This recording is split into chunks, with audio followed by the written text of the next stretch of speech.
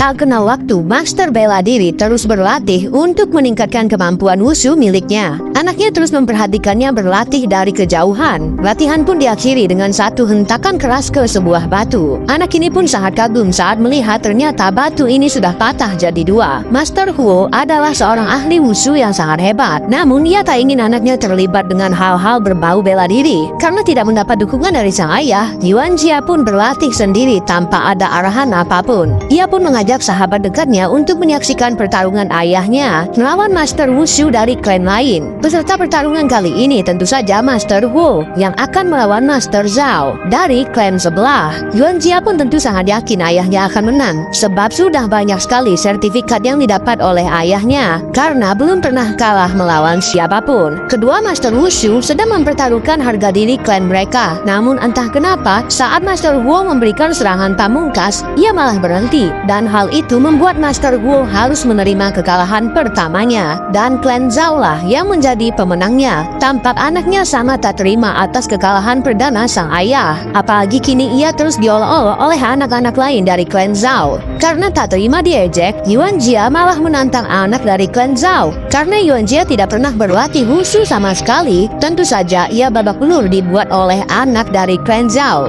Yuan Jia pun tampak sangat kesal dan bertekad untuk tidak akan kalah lagi, sehingga ia pun nekat mencuri buku rahasia milik ayahnya yang berisi teknik-teknik rahasia ilmu bela diri. Yuan Jia terpaksa harus mencuri karena sang ayah benar-benar tak mau Yuan Jia masuk ke dalam dunia bela diri. Bocil ini terus memukul-mukul batu untuk melatih kekuatan bela dirinya. Setelah merasa kuat, ia pun menantang anak lain dari kampung sebelah yang beberapa waktu lalu pernah mengalahkannya. Jadi ceritanya misi balas dendam nih. Ternyata hanya dengan satu pukulan saja, Huo Yuan Jia berhasil mengalahkan rivalnya. Huo terus berlatih hingga ia dewasa, dan seperti inilah wujud Hao saat sudah memiliki anak. Ia menjadi ahli bela diri yang tak terkalahkan. Sudah banyak pertarungan yang ia menangkan, dan sampailah ajudannya memberitahukan kalau ada undangan bertarung untuknya. Huo pun berdoa agar bisa memenangkan pertarungan ini. Semua warga dan murid-muridnya dengan sangat bangga mengantarkan Huo ke arena pertarungan. Tampak Huo sangat percaya diri sekali,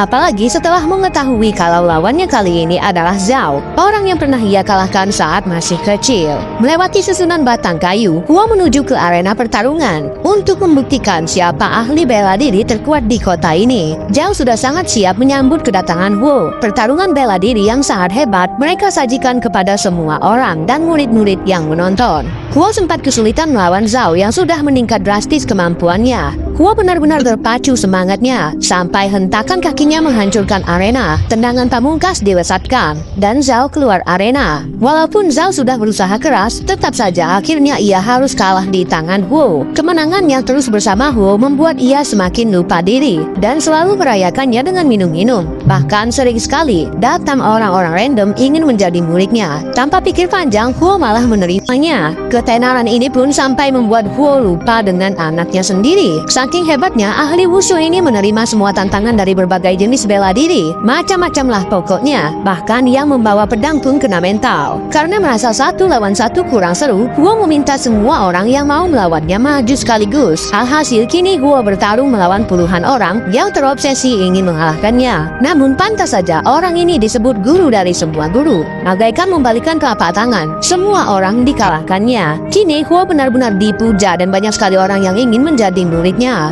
Walaupun bisa dibilang ia sangat sukses, namun hati Huo masih gundah karena ada satu lagi orang yang harus ia kalahkan, yaitu Master Qin. Bahkan Huo datang di saat Qin sedang melakukan pesta sakral di rumahnya dan menantang Qin malam ini juga. Huo sudah benar-benar dikuasai oleh nafsu untuk membuat semua ahli bela diri bertekuk lutut dengan dirinya. Semua orang lari ketakutan sebab pertarungan antara dua master bela diri ini pun tak dapat dihindarkan lagi. Pertarungan mereka benar-benar sangat barbar dan tidak ada kata ampun dari masing-masing mereka. Bahkan Huo sampai tidak bisa mengendalikan dirinya dan membuat Master Qin kehilangan nyawanya. Semua murid Huo merasa bangga karena guru mereka berhasil memenangkan pertarungan. Berbeda dengan anak Master Qin yang harus kehilangan orang tuanya. Saat Huo pulang dari tempat ia pesta dan minum-minum semalam, ia benar-benar tak menyangka kalau ibu dan anaknya sudah tak bernyawa lagi. Huo benar-benar marah dan ia langsung datang ke rumah anak Master Qin yang ia duga sebagai pelakunya. Tanpa pikir panjang, Huo langsung membalas semua perbuatan anak Master Qin kepadanya. Benar-benar pembalasan dendam yang tak berkesudahan.